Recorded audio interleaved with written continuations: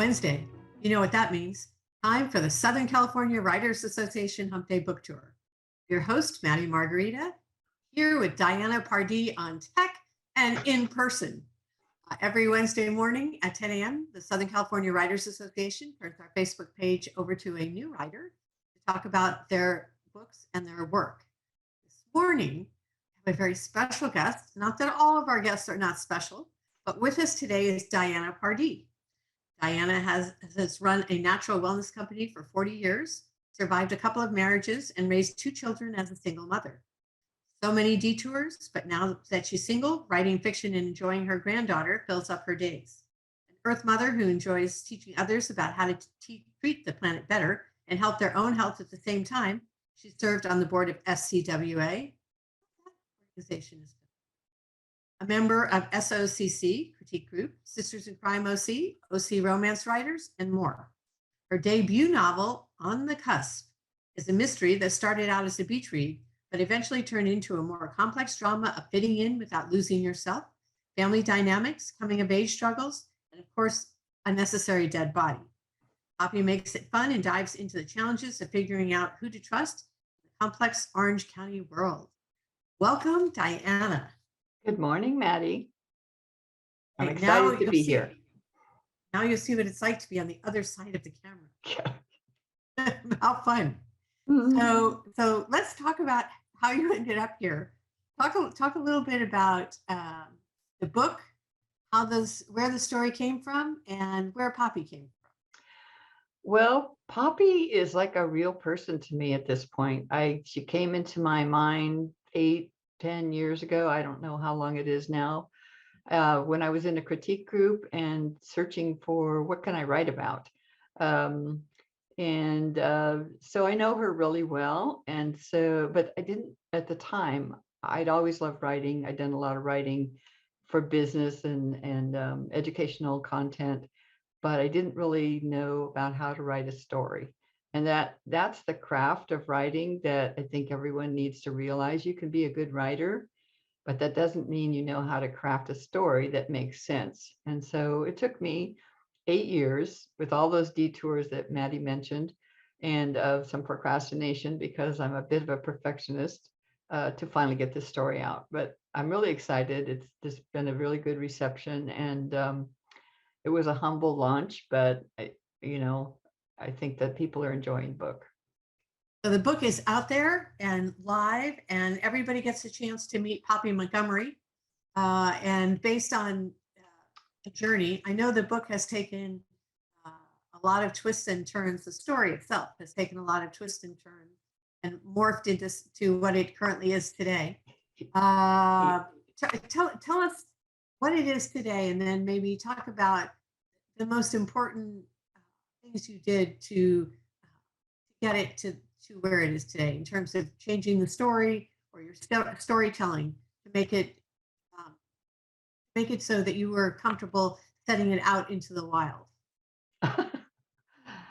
Yeah, it took a lot, and the value of finding your writer's tribe, whether it's a critique group or something like SCWA, really kind of pulled me along, as well as friends and family saying, when are you going to get that book done? What are you going to get that book done? But it evolved. I think I rewrote the first few chapters at least 10 times.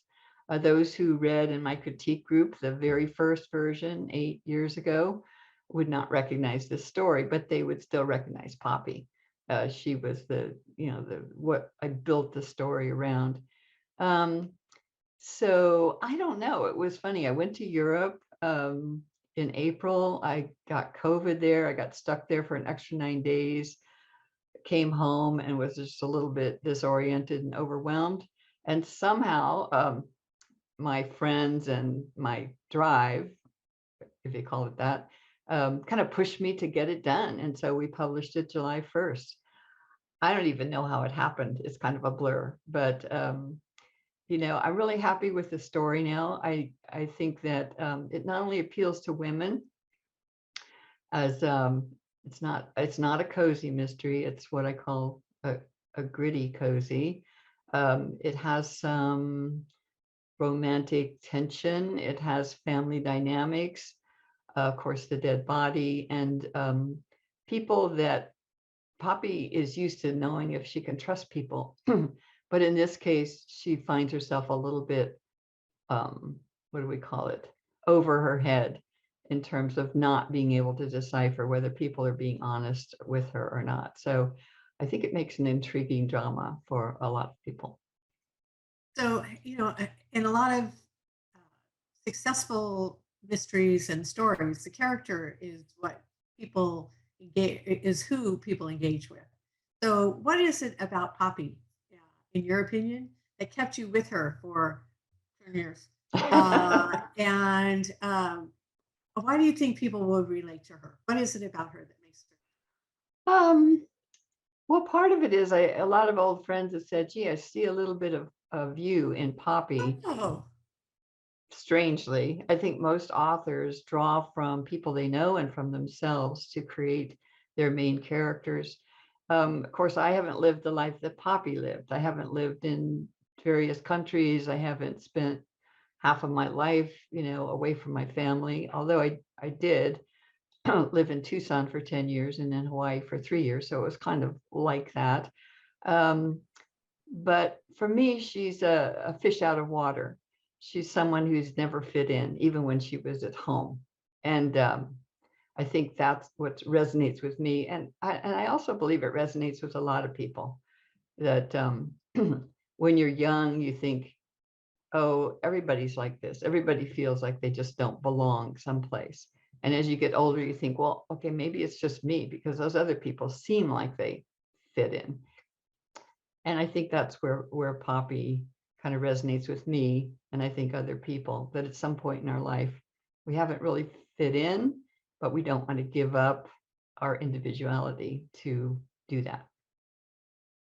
well, so you have Poppy and you built this world around her, this Orange County world and other characters and uh, I guess her life as it is.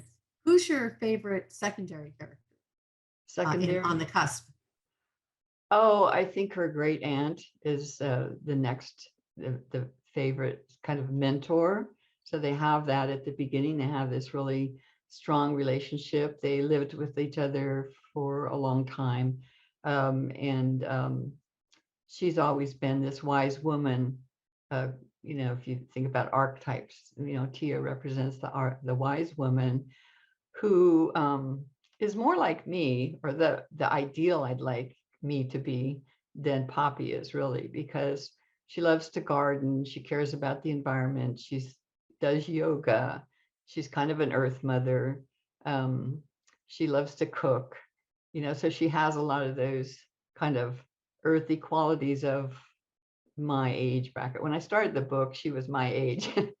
She didn't age, but I did. So um, The magic and of fiction. yeah, and she also kind of inspires me, because I've gotten so much positive feedback about her as a character.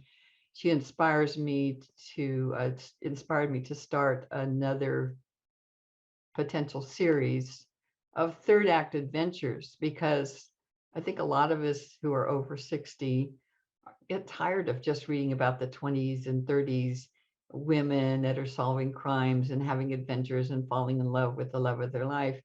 And we'd like to see some realistic characters that are more like us and are making a life of purpose in their third act. And so that's kind of the theme that I'm looking at for Tia's stories. So as you were writing this, are you intending or were you writing this to be a series in itself? And then Tia took over, or what? Where is Poppy? What's Where's happening? where's Poppy? Well, okay, Poppy's going to have her own series. Tia is imagined as a spin-off to appeal more to people our age, over 60. So Poppy's going to have at least 3 in her series. I've already about halfway through book 2, which I'm hoping to publish in early 2023. And I'm scratching my head to see if I could do NaNoWriMo in November, working on book 3. So I'm hoping to get both of those out in 2023, so that people who read the first one are already asking me, well, when's the next book coming out? That's a lot of pressure for a slow writer like myself, who's It's taken also the 8 biggest years. compliment you could hear, I think. Yes, it is. I've looked at the reviews, and I'm an unknown author, indie published. I had a humble idea of what would happen after the book was published. And I look at the reviews and go, really? They liked my book that much? I think a lot of authors kind of feel that way. It's like, they're going to like my book, are they? And quite a few people have mentioned that they're looking forward to seeing book 2. So we So must get what, on with it. yeah. So what was the hardest part of writing this book? The hardest part, the story structure. For me, the characters, in 2014, I did an October prep workshop, and learned a lot about developing characters, and used a character template. And then, I've talked about this before with some people. It's like, what are the secrets that they all have secrets. We all have secrets that nobody, or maybe one person in the world, knows. We all have fears, and there's also little things like, what do they carry in their pocket, or what, things like that make them real people. So that part, I felt really comfortable with my characters really years ago. But the story structure was something that I had to learn and work on. And I took a lot of workshops, seminars, writers' conferences. With SCWA, we have a writers speaker every month. So all of that really helped me start to understand that even though I'd read hundreds of books and thought that, okay, I can write a book like that, that looks easy. When you actually go to structure a story, that's the hardest part. And yet it should seem invisible, I think, to the reader. It should seem like, oh, this just flows. It just naturally happened. But for the author, it's more painful. Well, I think it's painful if you do it right. But so not only did you write a great story with great characters, you chose to write a mystery, which means that you had to go through and write it in a suspense and mystery format. So how was that? Was that difficult, going back in and salting the clues and laying everything out in the proper timing and all that? Couldn't you have done something easier? Like what, a romance? Is that easy? I'm not even sure those are easy, but yeah. No, they're not easy. Well, that was part of it. Just I started out with the concept of the hero's journey, and the mystery part. Gosh, the threads just kept kind of weaving together, and I think it's an unconventional mystery because, spoiler alert, it doesn't have the traditional ending that most murder mysteries have, where the police come and haul them off to jail, and you assume they got convicted and spent the rest of their life in jail. In fact, you don't really usually know that when you read a mystery story. And in mine, you kind of know where the two supposed villains are going. And then the question is, are they coming back? Or are they done? Is karma going to catch up with them? It's kind of an ironic justice, which I guess suits my personality, because I'm kind of like that. The traditional, there's a dead body, we have all these red herrings, and then, the person gets arrested and goes to jail. Doesn't appeal to me as much as something that provokes us to think, well, how did this happen and why? And I wonder what they're going to do next. Because it would be a mystery. So I like that. So what was the most surprising thing for you when you wrote this across the journey, whether it was writing the book or what happened as a result, book adjacent? What was the most surprising experience you had? I think editing, because I have I've written poetry most of my life. My father wrote poetry. My grandma, his mother wrote poetry. So that was something that I'd done. And it wasn't until I started doing poetry workshops at Barnes and Noble that I realized that, the first or second or third draft is just that. So I went back to some of the poems I'd had for a long time, and I really feel like I made them a lot better. Um, it's the same thing with this book, only harder, because it started out 90,000 words and lots of, you know, story structure disasters, you might say. And so the editing started out to be a real trial. In fact, the first developmental editor I had, I was submitting to her the month that my parents both died. And so it was just really kind of a mashup. It wasn't as polished as I would have liked it to been. But then as I got going, and I literally, writers know this, I read this book 20 times. And it became relaxing almost. This is my story. I know these people. I know what's supposed to happen. I just have to make sure that the reader is going to be able to know that too, and enjoy the process of going through the mystery and trying to figure out who's the bad guy, who's the good guy, who's trustworthy. So the editing actually became more fun. And people are going to think I'm a little crazy. She's shaking her head. It became more fun because I didn't have the burden of creating all these threads and intertwining them. I had the privilege of untangling them enough so that the reader could follow it and enjoy the challenge of trying to figure out what happened.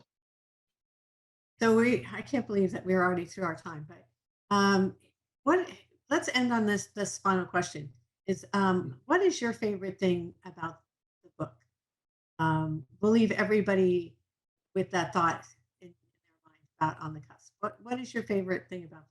My favorite thing about the book, um, I think that there's a character in this book that everyone, now I know in marketing you don't say everyone wants to read the book, but everyone that wants to read the book, I think there's a character in there that they can relate to, whether it's Tia, the great aunt, or Poppy, or maybe Matt or grandfather, or one of the other, maybe the antagonist. And that's what's important to me when I read a book. I have trouble getting through a book where there's no characters I can relate to. And so for me, I think that I accomplished that. I think I accomplished a book that people enjoy reading. They'll leave it maybe with questions in their mind, which is okay. We tend to generalize. One of the topics that's of interest to me is that the generalization that we do about the world, about people. The person looks a certain way, acts a certain way, has tattoos, has wild clothes, whatever, and we make a generalization about what we think those people are. And I think the interesting journey in fiction is being able to look at characters and dive into their minds, which you can't do with the average person on the street, and see that they have motivations too. And even though they're the bad guy, you kind of have an understanding of how they got where they are. Right. Well, I think you gave us a great idea of what we're in for and what people can expect. And if people want to buy your book, where can they find it? It's just on Amazon right now. There's an ebook. It's on Kindle Unlimited if you have that subscription, and also paperback, print on demand. So, and I also have a website, which I'll put in the live stream here after. I was a little occupied today. But you have to do yourself. This is so fun. I hope everybody enjoyed this. This has been great, a great diversion from our normal format and we're so thrilled and congratulate Diana on her book. It's been a labor of love. It's a great book. I hope if you can, you'll pick it up and leave a wonderful review. And if you don't like it, don't leave a review. No, I'm only kidding. But I hope that I'm sure you will. But please do that. And Diana, we wish you a lot of luck on this continued success with the book, and that you'll come back when you finish Tia's story or the sequel for Poppy. Okay, thank you. I We enjoyed being and here. because we know where you live, right here at SCWA, right? All right, so thank you all for joining us. If you would like to share this video on Facebook, we encourage you to do that. If you go to SCWA Writers Online on YouTube, you can see an edited version of this video, as well as, what are you, Di? 88?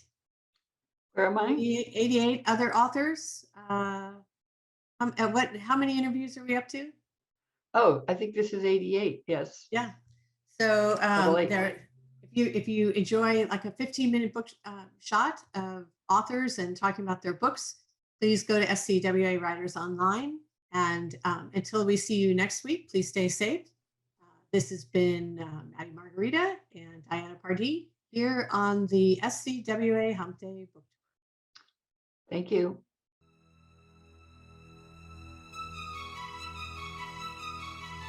Tour.